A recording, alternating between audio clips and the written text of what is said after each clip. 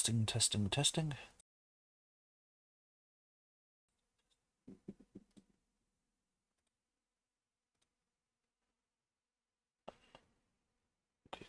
Good. That's all up and running.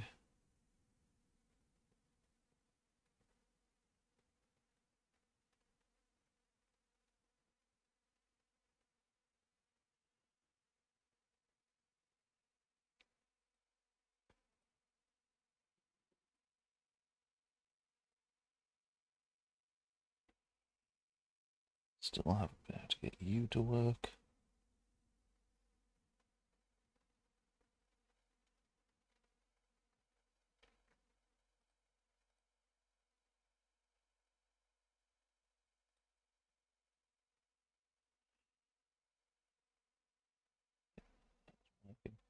Um,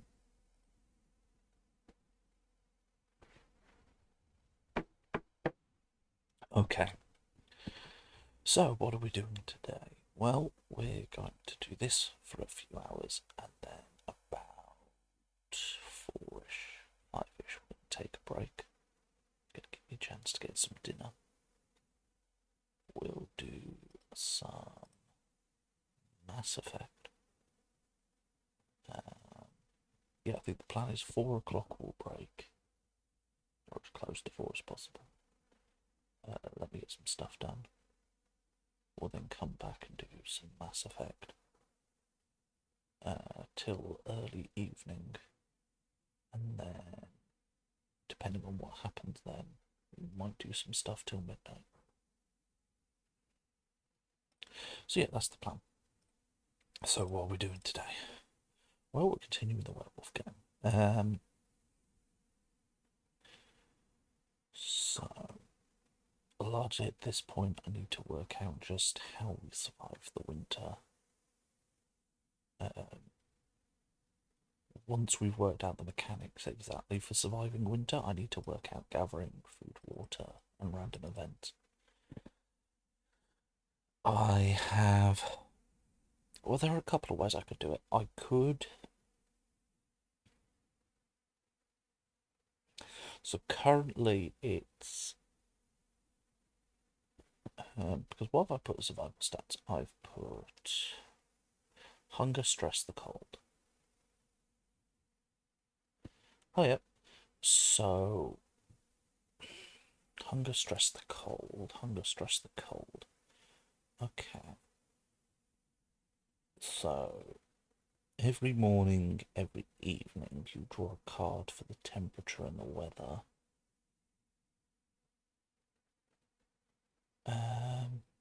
Do we want to do this? Yes, the plan is we will do some games design up until about 4-ish. Then we're going to break. I'm going to have some dinner. Then we'll do some Mass Effect. And then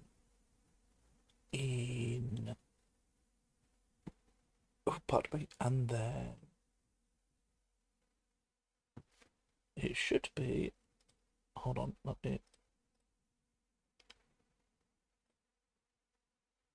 see if it updates it now. Okay, now it should be correct. For fuck's sake.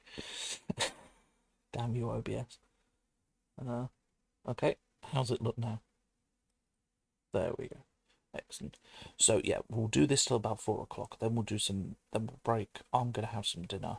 We'll do some Mass Effect, and then if it is a maybe, a firm maybe, we will look at potentially doing something in the evening, in the countdown to New Year's.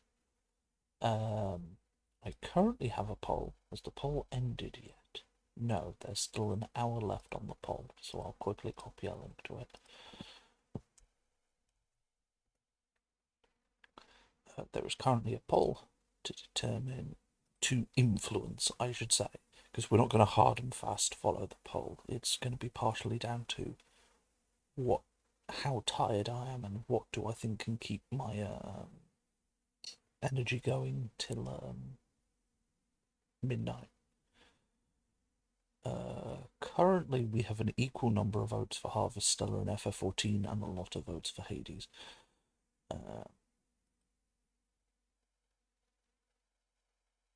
Obviously, Harvest Stellar, we've got the Heaven's Egg to go raid with our Dragoon because there's something dodgy going on there. And with FF14 is mainly me dotting about, which means I might not end up actually going with FF14 because I'm not sure I could keep myself going till midnight with it. Hades is just you just keep doing runs. My gameplay will probably slowly degenerate as time goes on, but it will be a thing. But yes, so that's that. Right, so my current thought is, so temperature.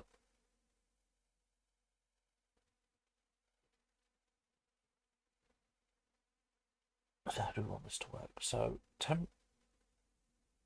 so the most dangerous thing about the winter is the temperature. Cards are drawn every morning and evening phase. That sets the temperature for the following phases until. So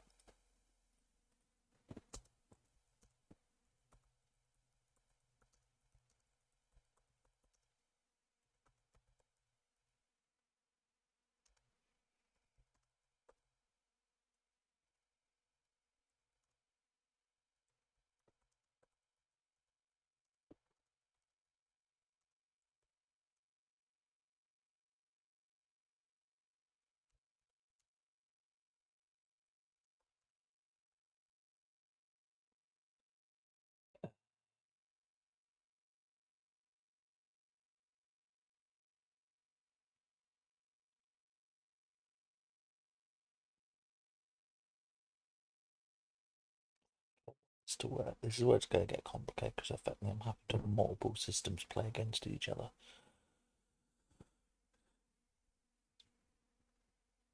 So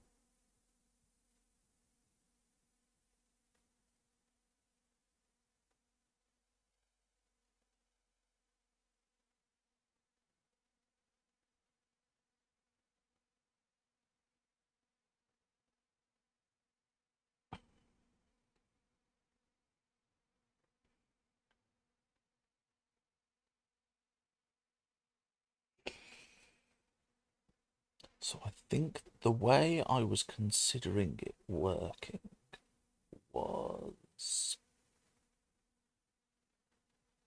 if you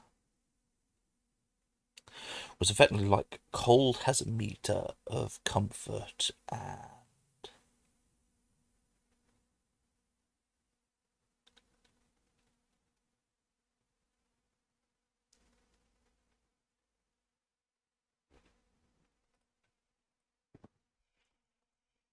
let's go.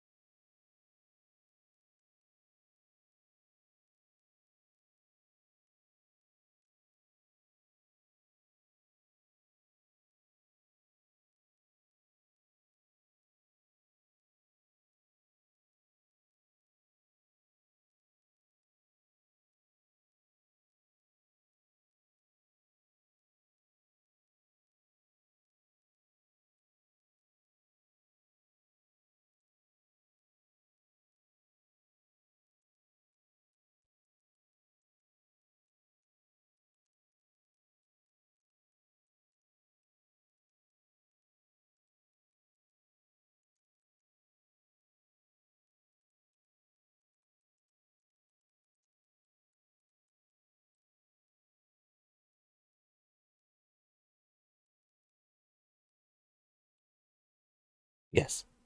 Yeah, this is the werewolf survival game. Um,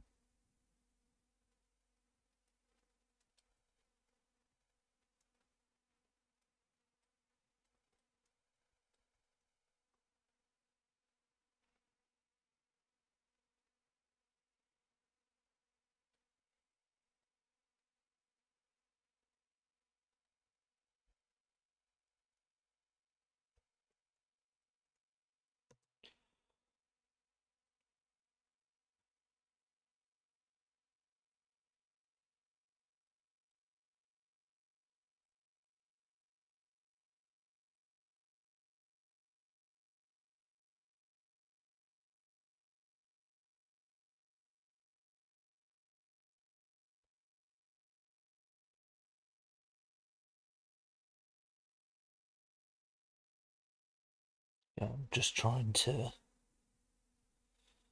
make the temperature important.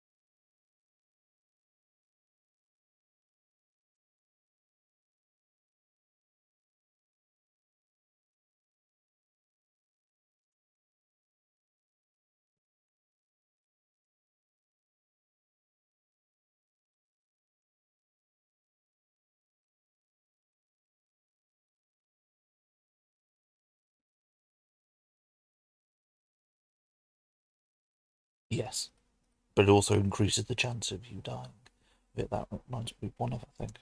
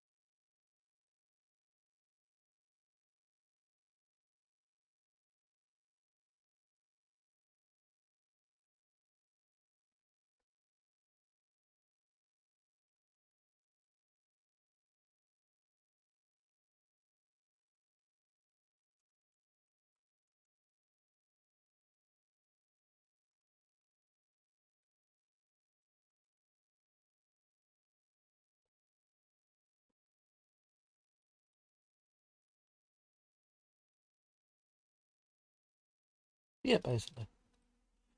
Um, so when your lycanthropy is active, your form allows you to always treat. Yes, basically every time, every phase that they're in their werewolf form, they can decrease the effects of the cold.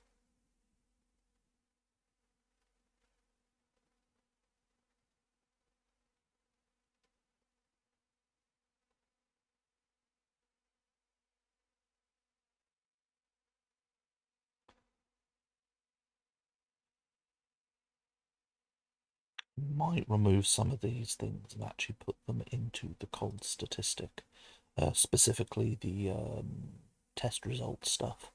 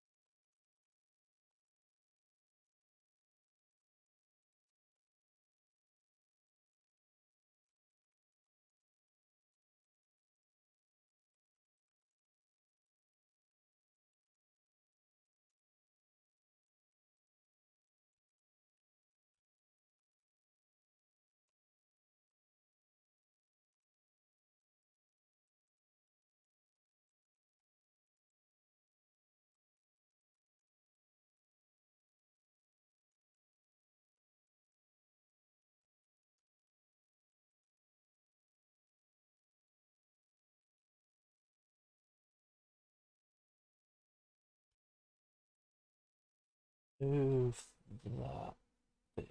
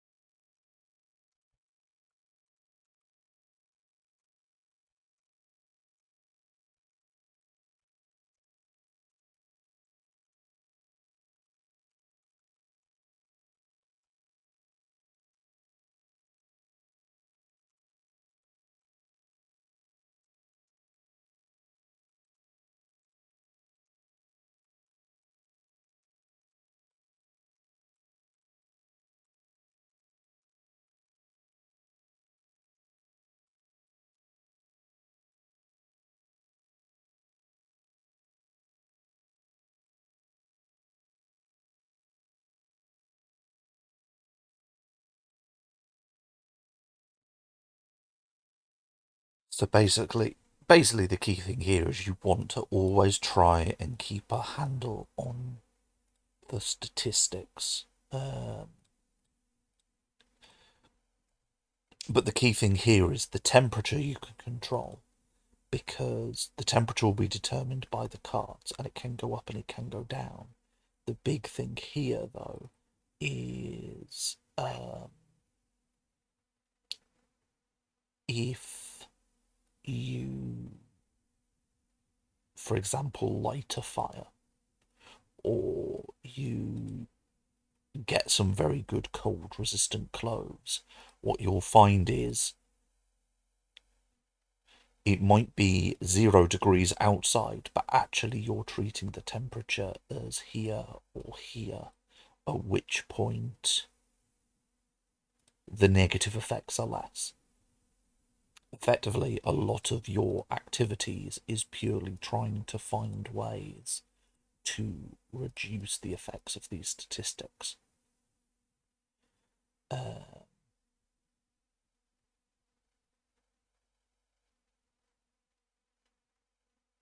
But again, there is a very easy method. You can just go lycanthrope. If you go lycanthrope, you ignore the temperature. You just do this.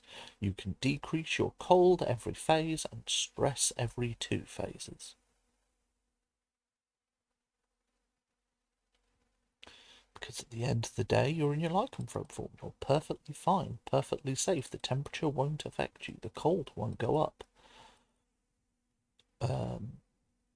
Yeah, because effectively the temperature is what is making your life difficult, but it's the cold, it's the long-term effects for being in low temperatures that's actually going to be what hurts you.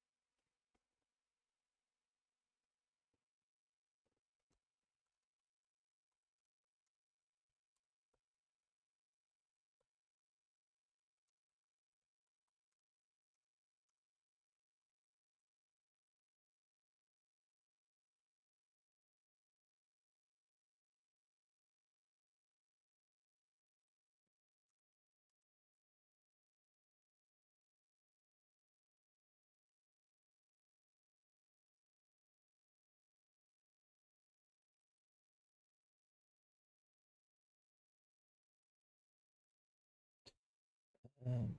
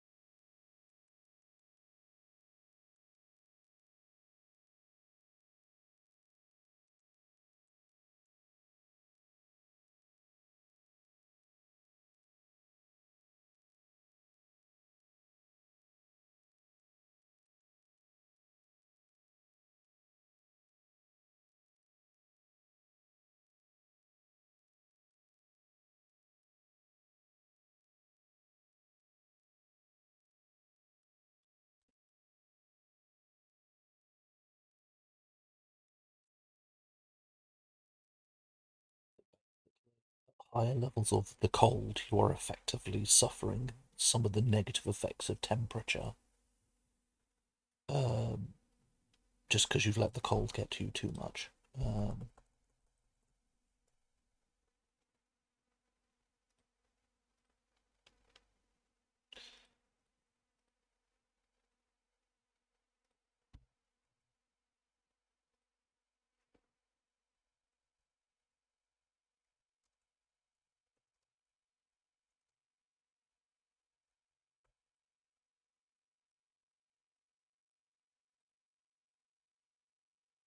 There's a reason I'm putting it here, because technically it interacts with temperature brackets.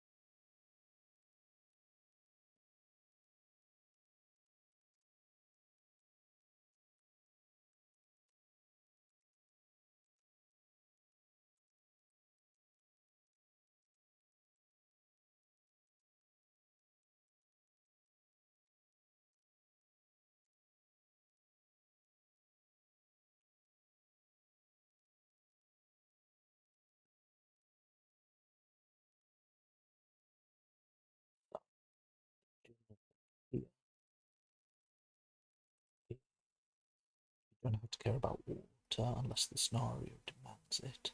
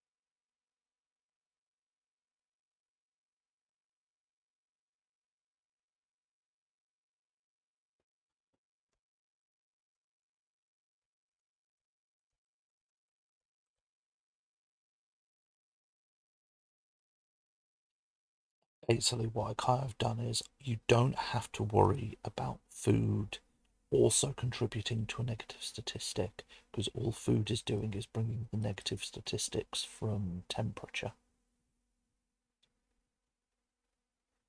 The only thing it does do is it does add to your stress very quickly if you let your hunger get too high.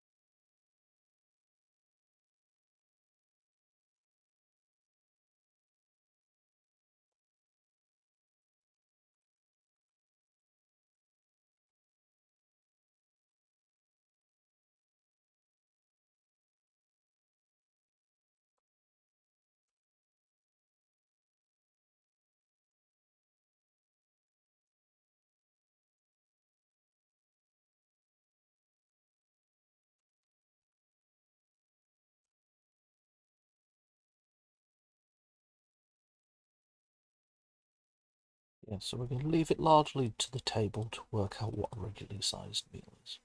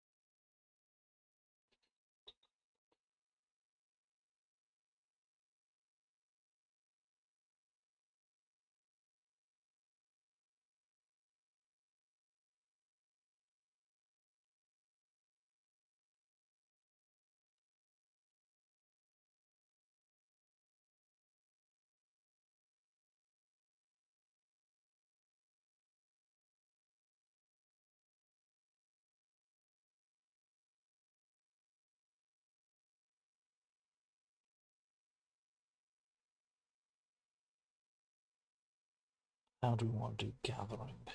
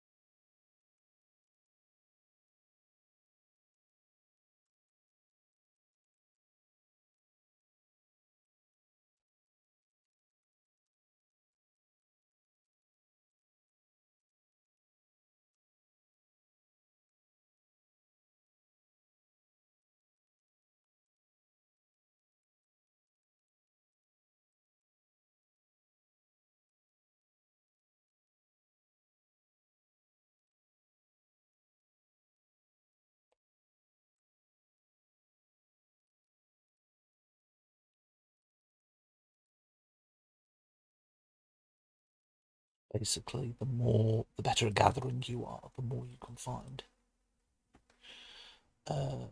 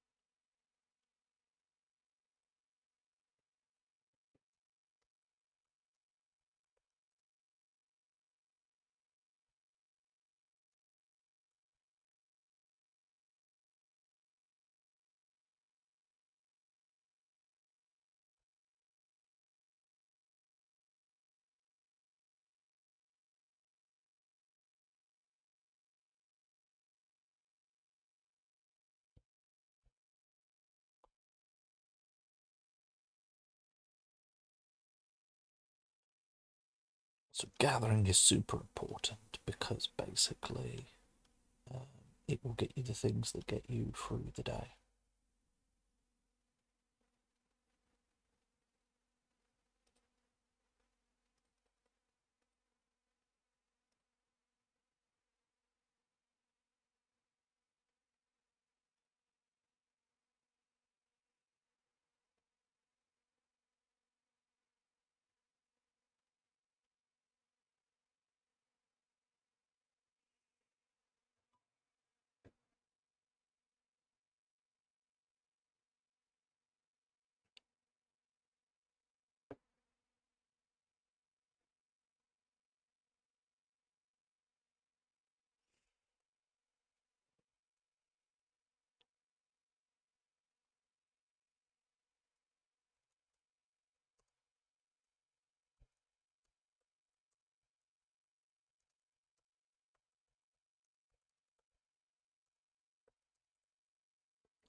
Give me just a moment, everyone.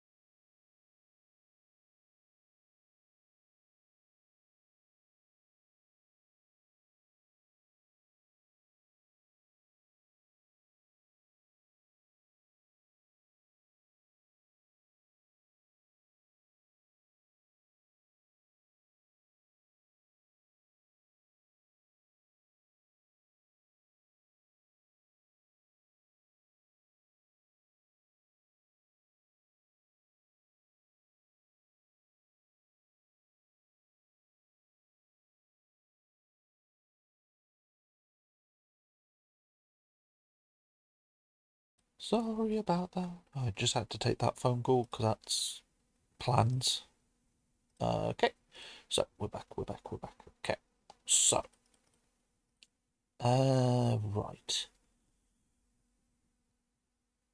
This isn't actually going that badly, to be honest.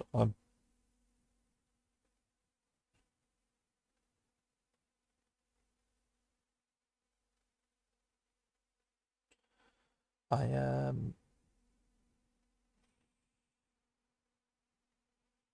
wasn't quite sure what I was gonna do.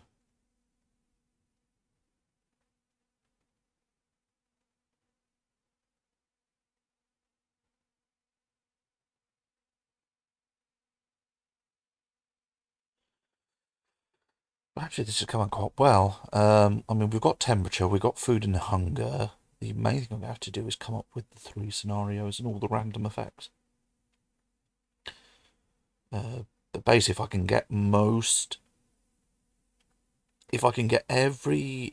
all of this done, the stress, the transformation, and the beast within, uh, then you, then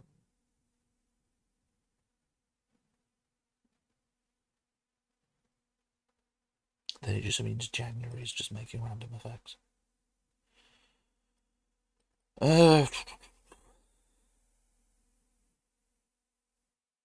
Great, the stress release, the growth risk.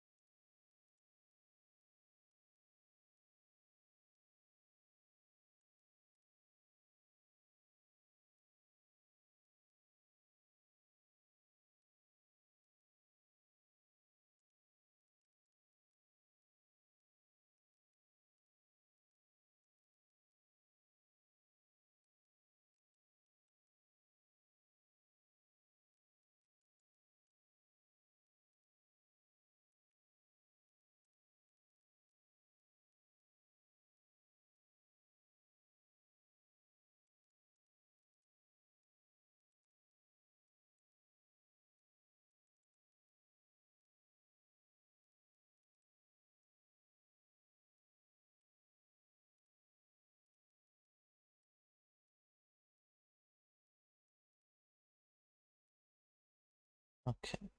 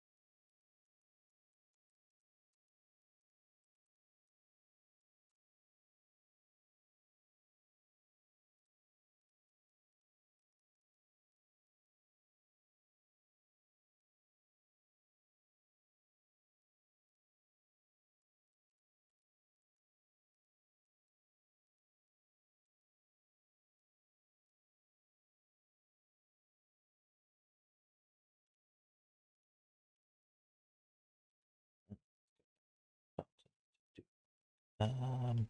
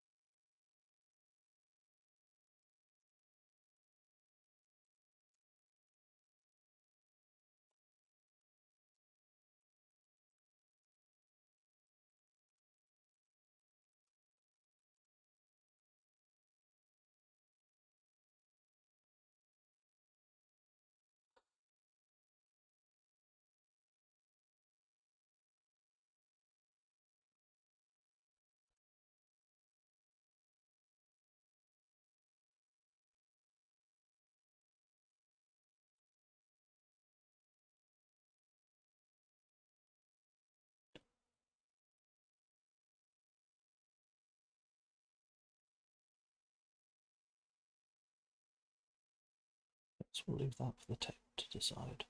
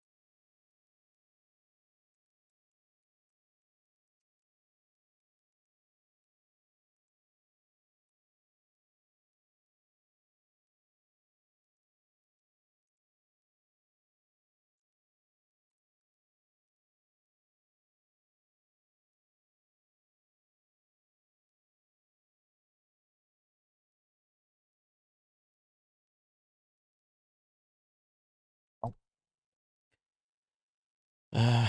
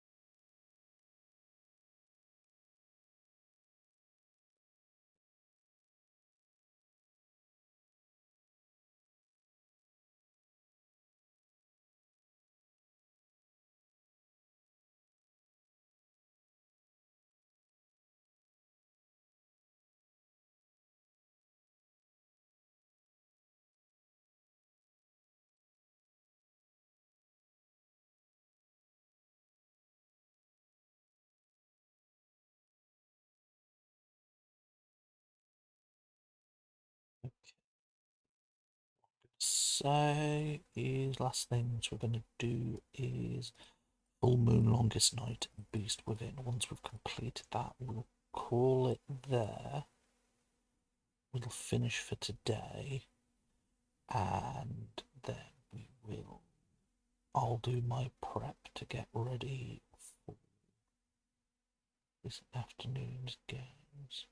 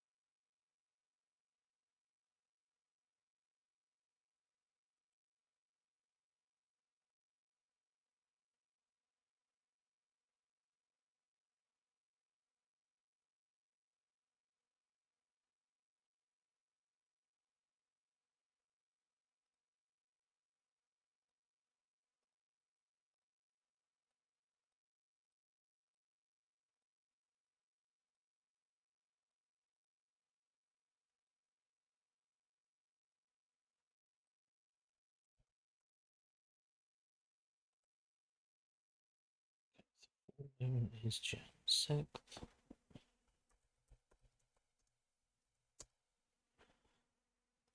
And February.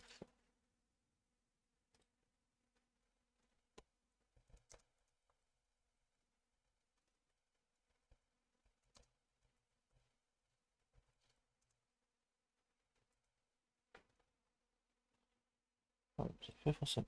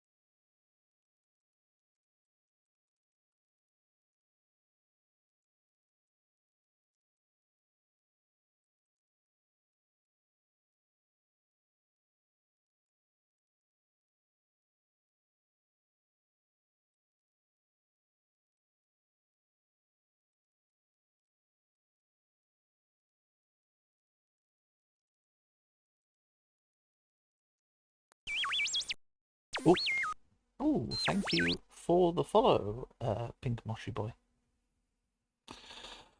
Okay, so just need to finish this little bit here. So once transformed, you cannot revert back until full set. If you...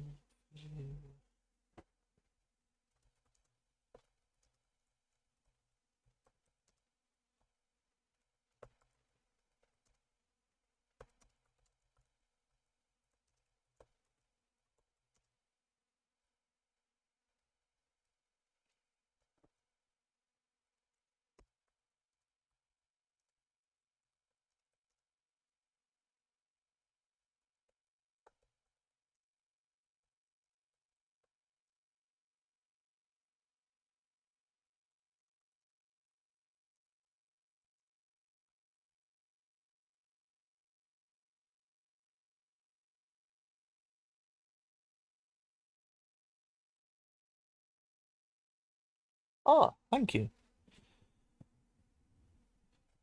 This is for the Winter Werewolves Game Jam on itch.io by Super Dylan, which I don't know if they've had how many submissions they've had yet. Oh, they've had a few submissions.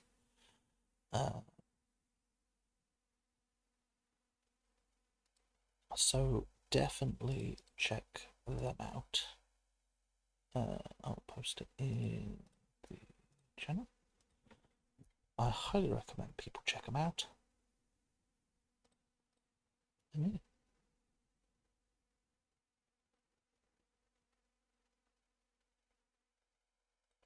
Here we go. So, what do I do on the longest night?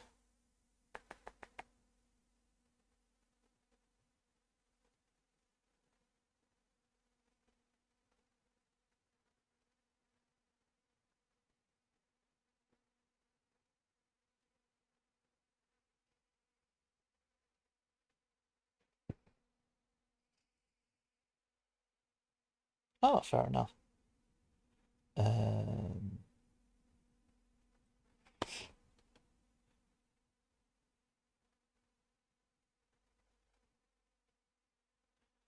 um,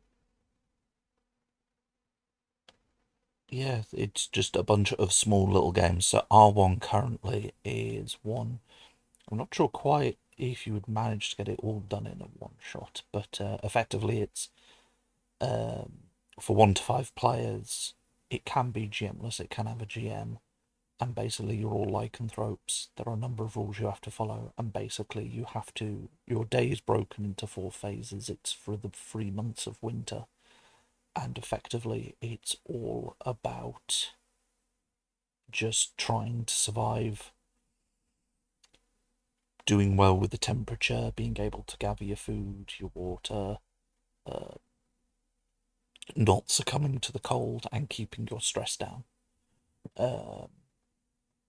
Keeping your stress down so that you don't transform. But no, it's definitely interesting. I definitely do recommend checking out the other games in that game jam. Uh, um, so we will be finishing soon. I've basically just got to finish working out what the longest night event is. I might leave that for now. I might just put a note on that and say come back to that. But what I want to do today is I want to finish the core rules, which will be the Beast Within.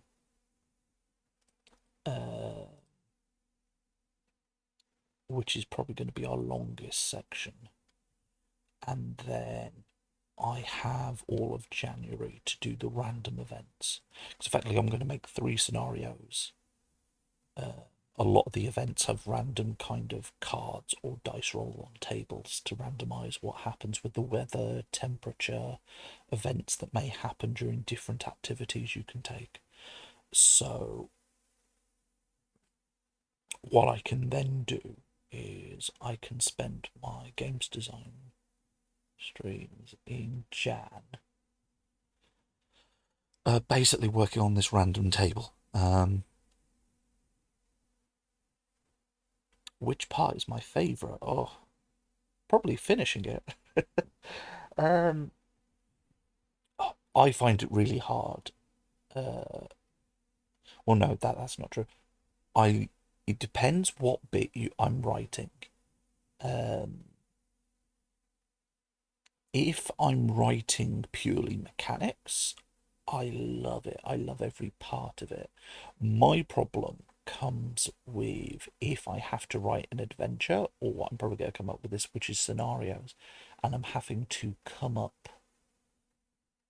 before meeting the players and running a game for them what they're going to encounter and trying to come up with different scenarios.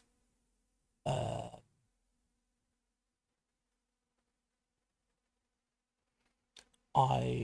because for a previous game jam, I did a D&D adventure, and it was good. It was fun. My biggest problem was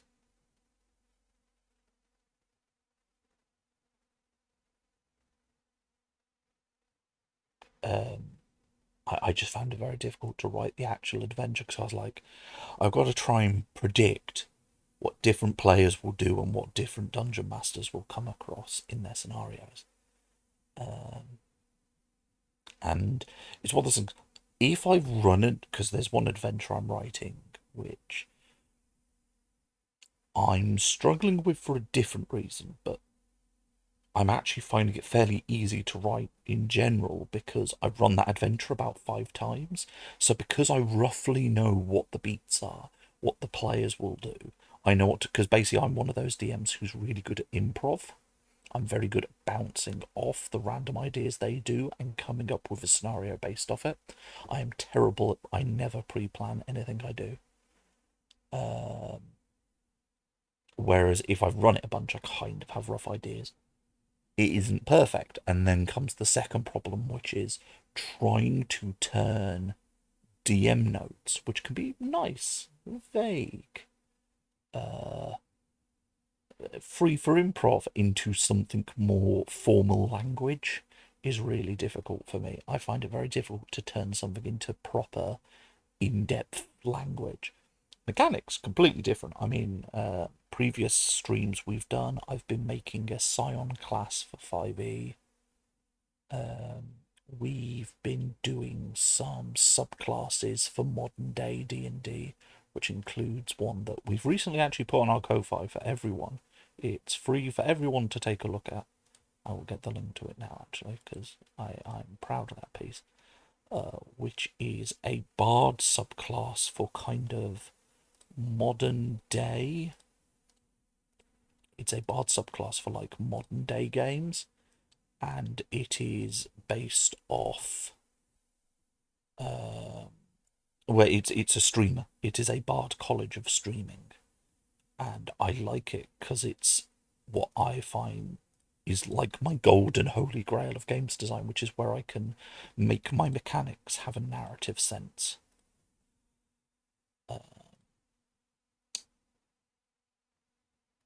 Like for me, that's the biggest thing, is trying to make my all my mechanics have a narrative about them.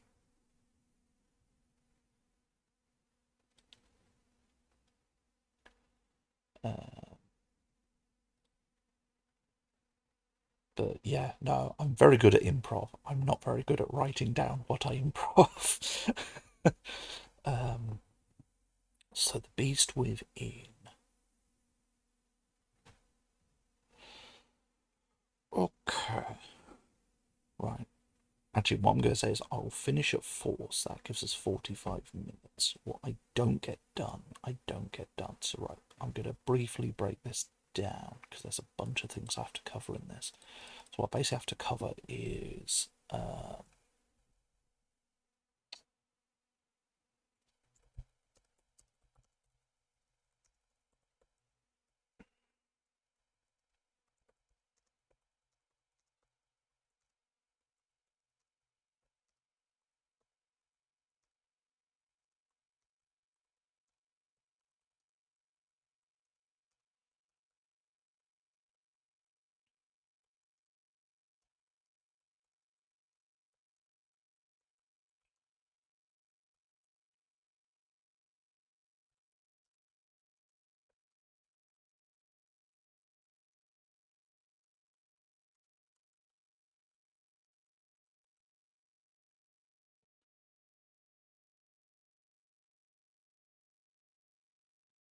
So, how I am viewing the beast within is, I should technically actually put this as a subheading of transforming.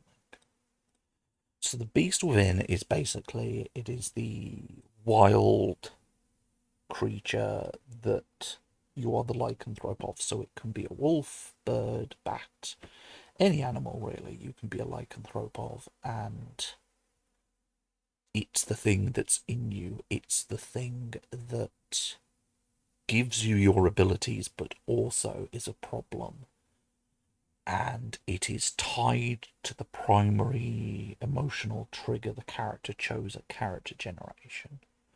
So with the beast, the way I view it is the primary emotional trigger is kind of this very, I ask that you choose uh, a destructive emotion. So it's got to be an emotion that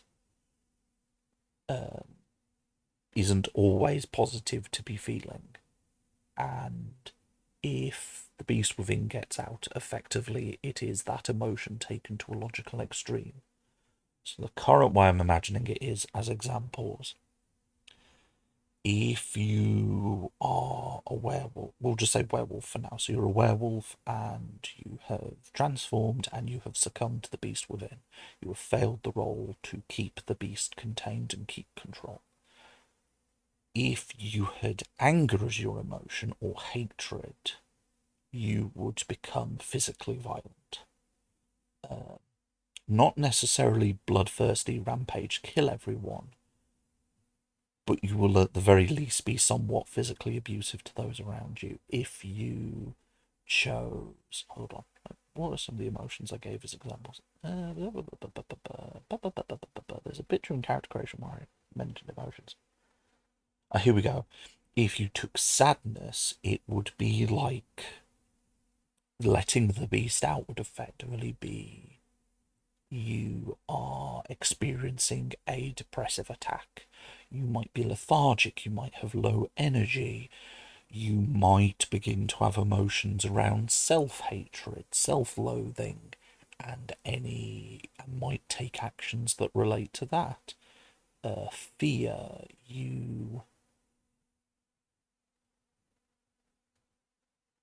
Fear, fear to a degree, I would probably say it would be like, sometimes you see descriptions of people who have undergone abuse or post-traumatic stress, and they have certain reactions to it. That would probably be what happened if you had fear. If you had greed, it would probably be the easiest one to roleplay, because it's the one where you end up being very, you probably will try to eat everything. You'll probably be a threat to the resources that the players have collected. You want to spend money on anything just to make yourself satisfied, to satisfy the greed. You want to eat everything. And then envy would be, its logical extreme would be something like you start to be manipulative of other people. You're not physically hurting them, you're emotionally and mentally hurting them. And that's kind of what the beast within is. It's, you're letting out this.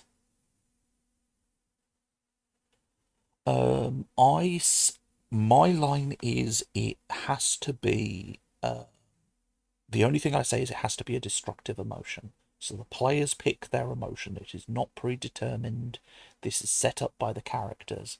I would probably also, now I'm thinking about it, probably want to ensure that lines and veils are set up at the beginning, because of the nature of this ending up being very much the beast within is very true to certain mental health, psychological conditions, real world stuff, quite heavy stuff. I think it would probably be something you want to line and veil. But at the same time, I think it's a lot more interesting to look at lycanthropes as like, yeah, it is, it is, it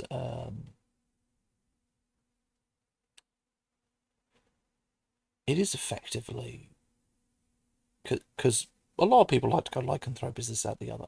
I'm looking at currently like the entire premise of this thing I'm writing is you are a group of people who have come together.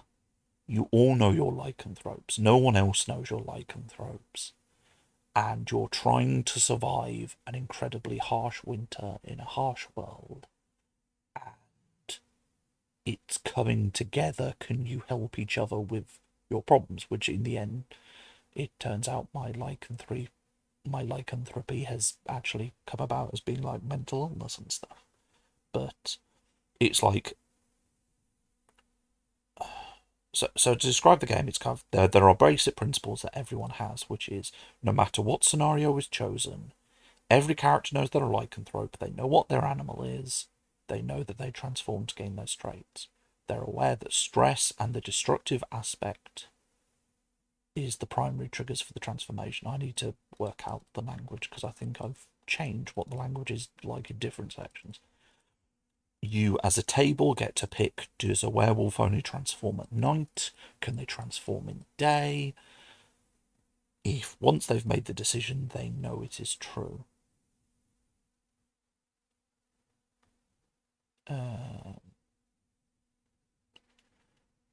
They're aware that with each full moon, they're at their most vulnerable to transforming. They know that they're living together in this home. No one else knows they're a lycanthrope. They know that when transformed, there's a risk the beast within becomes unleashed, and nothing ever good comes with the beast within being unleashed. And the game is meant to go from December the 1st to February the 28th. Effectively, it is winter. And there are three scenarios. One is modern day in a city, one is modern day in a campsite, one is modern day in a cabin in the woods. And so each scenario has different things. For example, if you're in a city, you might have a job and need to worry about money. But there are also public services that might be able to help with certain things. So if you're worried about getting cold, maybe you can go sit in the library, public library, for a bit to warm up. Whereas in the cabin and the campsite, you won't have those services. You'd have to worry about money, but you are still at the mercy of your having to work it out yourselves. Character creation is you get to pick all your traits, who you are, gender identity, sexuality, race, gender, whatever. Because at the end of the day, that isn't important.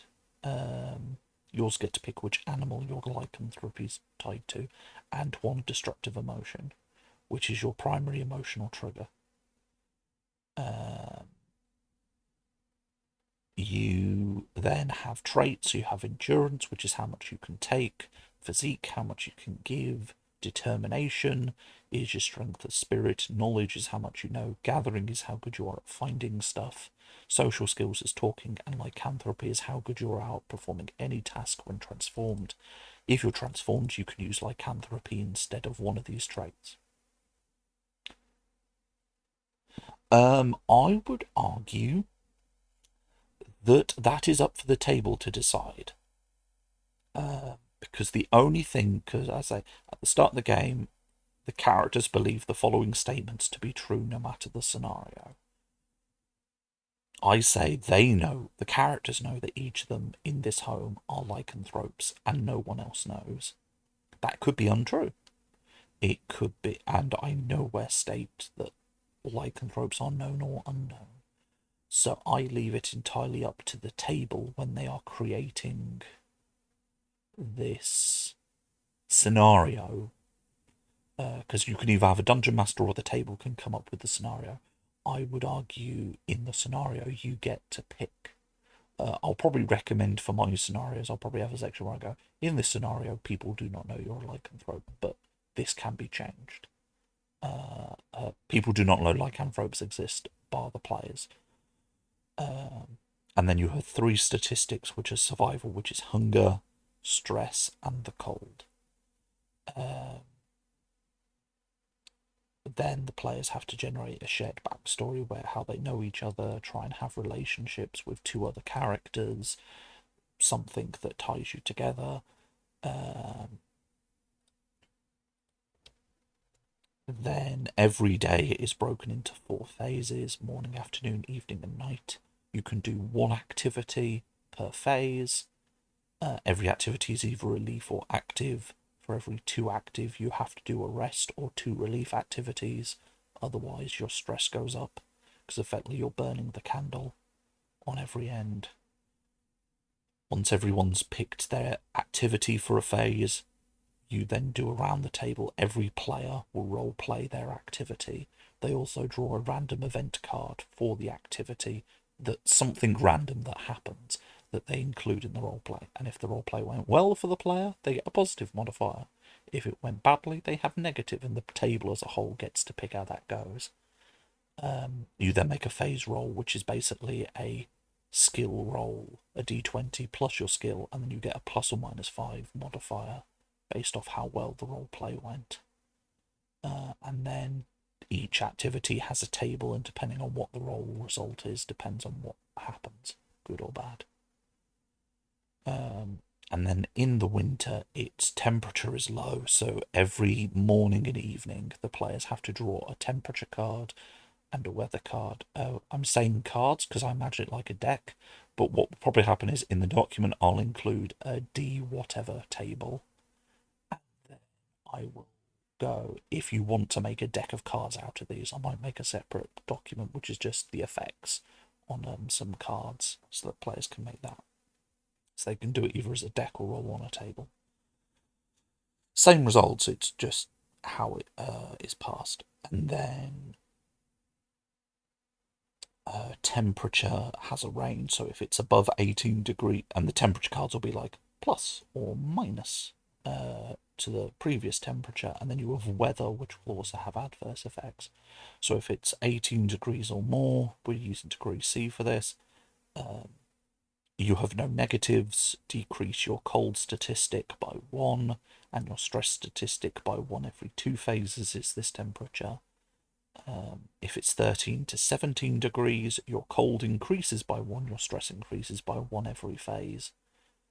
7 to 12 increases by 2, decrease your phase test by 1, because basically as it gets colder, your stress goes up, your cold goes up. I like to try and combine it, which is why, for example, like your role play has a mechanical effect. Because it'd be very easy just to go, here, just roll a die and see how it goes. But I'd rather kind of give the players a chance to role play and let the role play affect the role. And then later on, you get things like the number of phases taken to do an activity takes longer. And then depending on your hunger levels, depends on how temperature affects. If you're in your lycanthropy form, however, you always are treated as being at this temperature. Your lycanthropy means you get to ignore temperature, but as a consequence, you are in your lycanthrope form. You need 2 reasonably sized meals a day. The table gets to pick what a reasonably sized meal is. 3 if you transformed within the last 24 hours. So if you want to keep being transformed to ignore temperature, you're going to need more food. If you don't have the required number of meals, you increase your hunger statistic for each meal missed. If you have lots of little meals, the table can determine how many reasonable sized meals it kind of adds up to. So if you have 3 very small meals and you go, that's about 1, then you count as having 1 meal and you still get 1 hunger. Hunger goes up to 20. For every 4 points of hunger, you treat yourself as being 1 temperature bracket lower than the normal environment. At 10 points of hunger, you increase your stress by 2 every phase. Your hunger's above that level. If you consume a snack, you get to ignore the effects of hunger for a single phase, but you can only do that 2 times a day. If you consume a number of reasonably sized meals, you reduce your hunger by 1. If you get an extra meal, you reduce it by 4.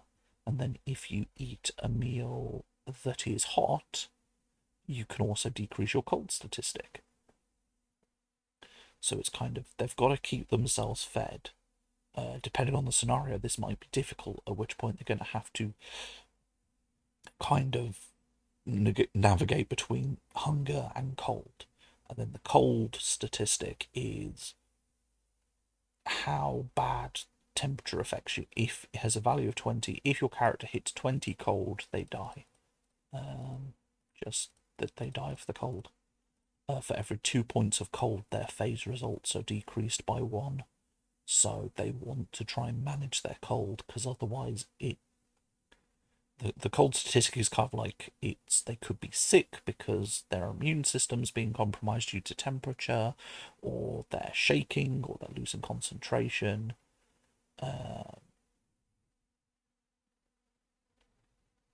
And then at 10,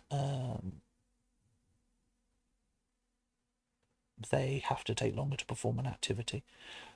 But the key thing is, these are all manageable, and to a degree, you can kind of cheat, because as long as if you focus on getting food, you could just go, we're all going to be lycanthropes. For as much as the day as possible, we stay in lycanthrope form. The problem then is they're then at risk of losing control to the beast within. So it kind of turns into this. You have an out, but you have to play a risky game with that out. Gathering is a really cool skill, because with most things, it's your phase roll is you do one activity, you draw a random card, role play the event, roll the die, that's it. With the gathering skill, if you take the gathering activity, then you can make a number of phase rolls equal to your gathering skill, up to or equal your gathering skill. And for each, however, the thing is, for each gathering skill, you have to do a separate role play.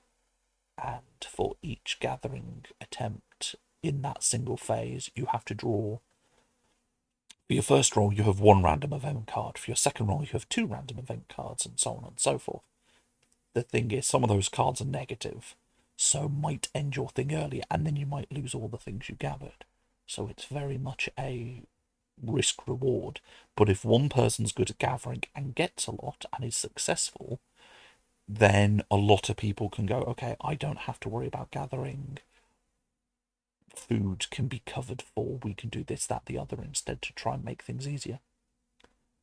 So obviously stress goes up the colder you are, the hungrier you are. And stress makes it easier for the beast within to get out and for you to transform. So stress goes up to 20. Basically, the positive skills go up to 5. The negative skills go up to 20, but they're a much slower kind of burn thing. Whenever you make a stress test against transforming or succumbing to the beast, you make the test number is equal to your stress.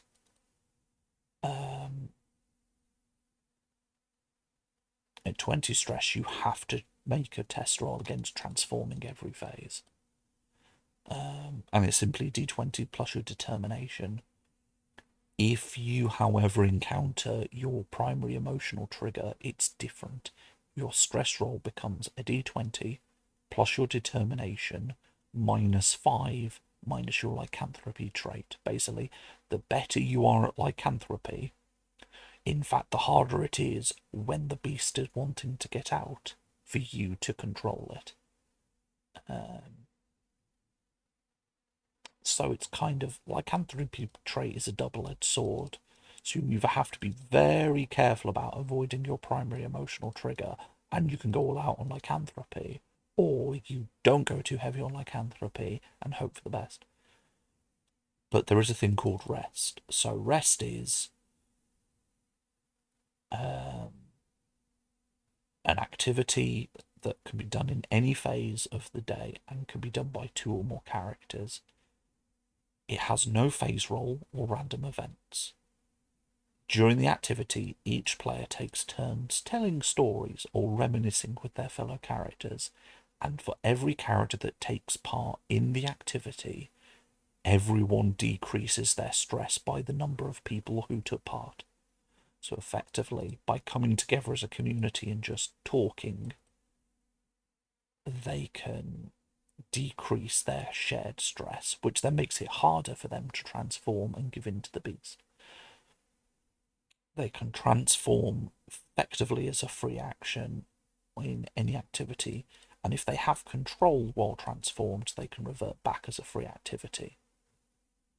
Well, stress isn't shared. Stress is individual to each character, but the stress relief comes from working together. Because, to be honest, they're all going to get a lot of stress due to the temperature, the weather.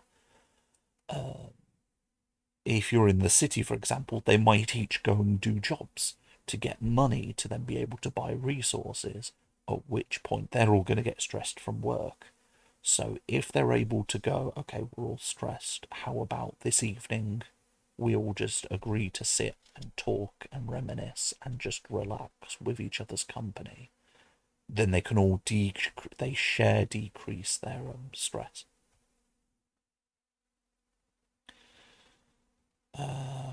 So yeah, you can transform as a free action, and do an activity as normal. Same with reverting if you have control.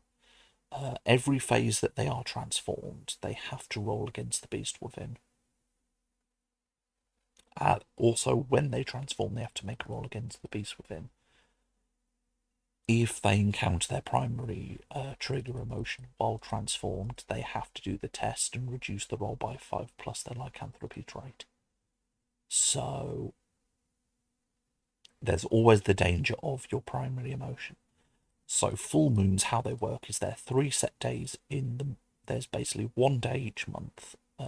December 7th, January 6th, February 5th. There's a full moon. During a full moon, every character, no matter their stress, has to make on the evening a stress test. They increase the target number by 5, so it's basically whatever their stress number is plus 5. So it's a maximum of 25 they have to roll to resist the transformation. If they fail the test, they transform, and they cannot untransform until the full moon has set. If they then, after transforming, have to make another stress test to contain the beast, the beast test is much like if they had just met their primary emotional trigger, so they reduce it by 5 plus their lycanthropy. But it doesn't have the increased target number for that. It's just the target number is to stop transforming. The emotional trigger is to stop the beast coming out. And then if they lose control to the beast, they automatically regain control when the full moon sets. Longest night, I'm not 100% sure yet. So the beast within, the core conceit to the beast within is obviously it's tight. How your beast within lets itself out is you give into your negative emotion. You take it to its logical extreme, and how you choose to roleplay it is up to you and should keep within lines and veils the group as agreed.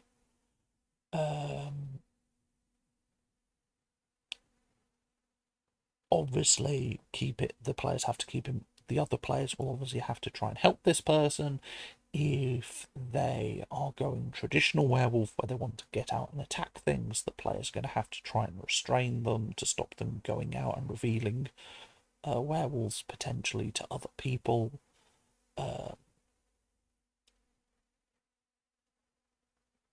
Every phase that at the end of every phase after they have given in, they can make another determination check to regain control. Obviously, if the players decided a transformation only lasts for the evening and the night, when the morning comes, the transformation will stop. Actually, I'll probably put that as a rule. I'll probably go, if you transform, if you're obviously night dependent when daytime happens, otherwise after 2 phases have passed, you automatically regain control. The other thing I've been tempted to do as kind of a very unhealthy emotional coping mechanism is any player can choose to give in to the beast for a single phase. They regain control at the end of the phase, but for a single phase, they give in, and that will automatically decrease their stress. So effectively, as an unhelpful coping mechanism, they can decrease their stress, but they are letting out the worst of themselves in doing so. But the other thing players can do, if they want to come together to stop it, is they can perform a small ritual which will summon the beast within into a somewhat physical form, and effectively the players get to RPG combat it, which is partially why I'm sat there going I might not have enough time to actually do the beast within, because they effectively get to RPG combat the beast within, and if they lose, nothing really changes. The beast within is let out. It's just everyone is hurt. If, however, they succeed, the beast within is trapped for a week or two. It's trapped for a period of time. The stress reduces, and the player regains control. So it gives you still that RPG combat step, but your RPG combat is coming from a place of you've battled the beast.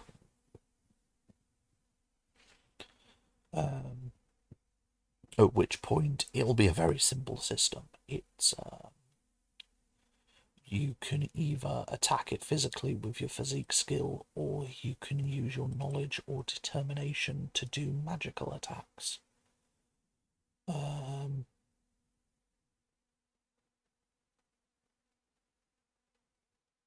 And then your endurance determines your hit points. You can use your knowledge or determination to also heal your allies, or maybe your social skills. I don't know. It would be a very, very simple system, but it's basically you can RPG fight this thing. And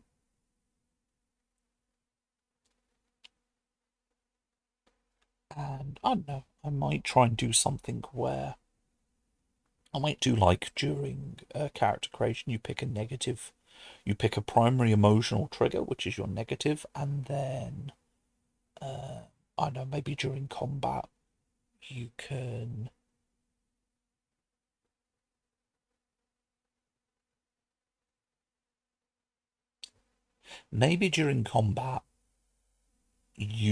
try basically everyone, depending on the emotion they pick to their primary negative emotion, can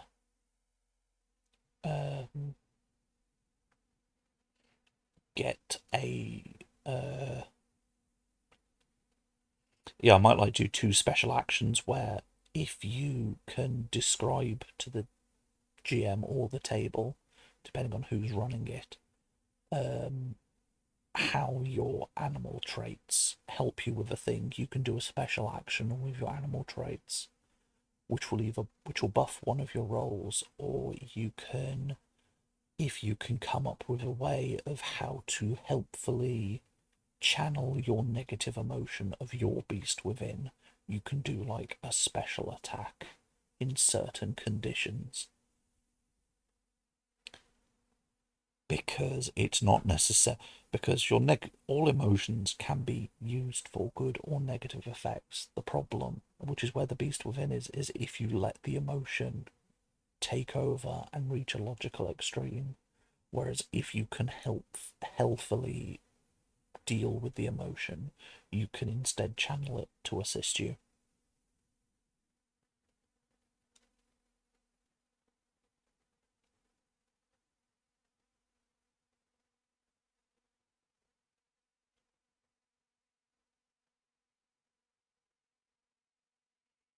And then theoretically you could expand it from there. Like, I could easily come up with potential, like one thing that comes to mind is at the beginning, I was like, well, make sure during character gen that you at least have two bonds with two other characters from something that you have worked together on in the past. And I'm kind of sat there going, yeah, well, you could theoretically try and use bond developing, so whenever you do the shared stories, you get like a bond stat with other characters, and you can channel the bond stat during the Beast Within steps to help.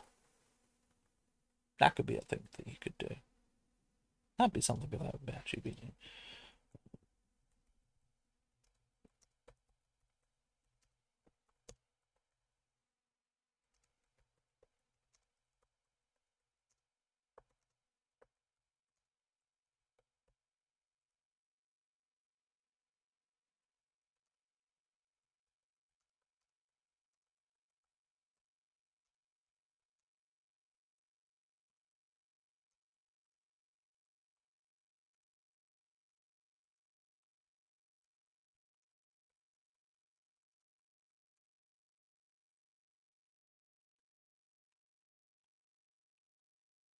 Yeah.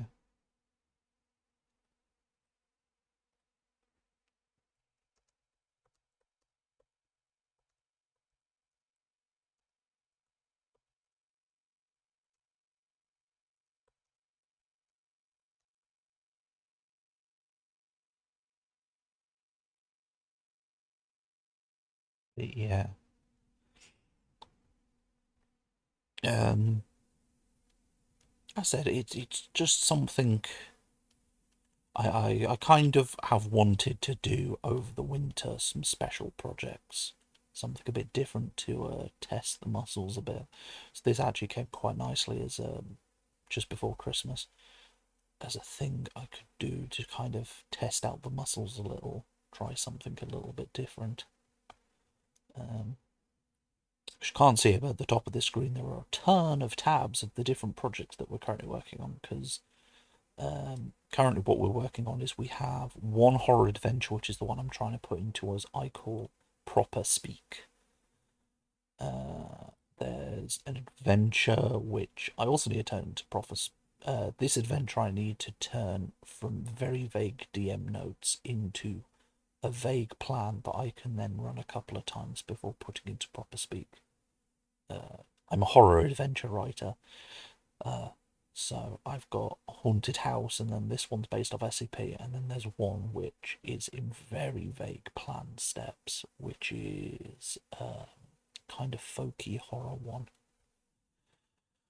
And then bar that, what else we got? We've got the Mystic Scion class that we've written that we're currently working through.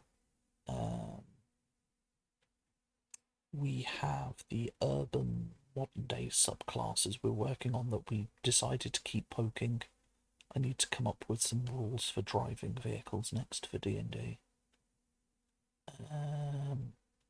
What else do we have? We have dragon subclasses that I want to do once we've settled down a bit with the urban stuff.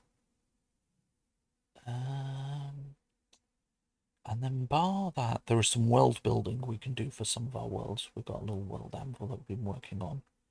And then the other winter project is I'm actually looking at the 5e core rules and just looking at ways we could potentially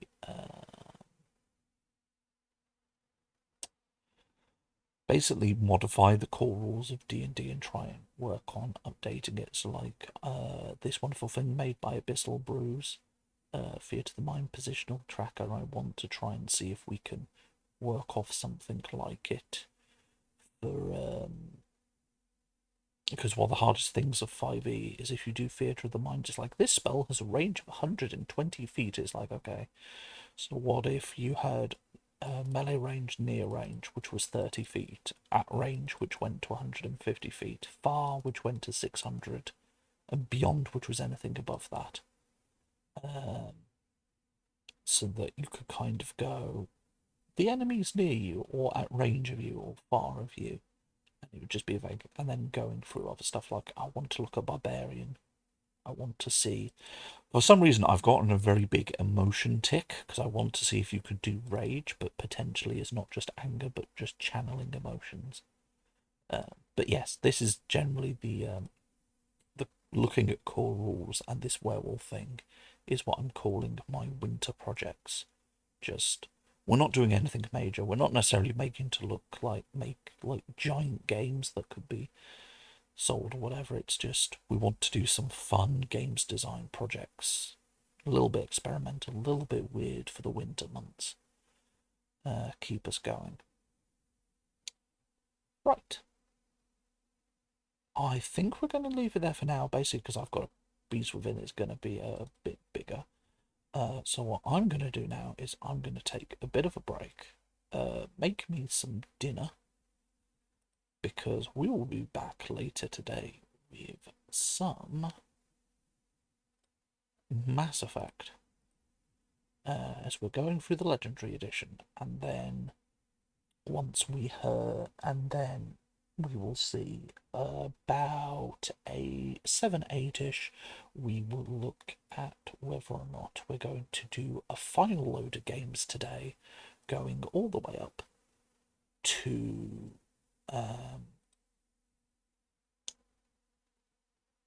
midnight for New Year's. But yes, thank you all for coming. Thank you.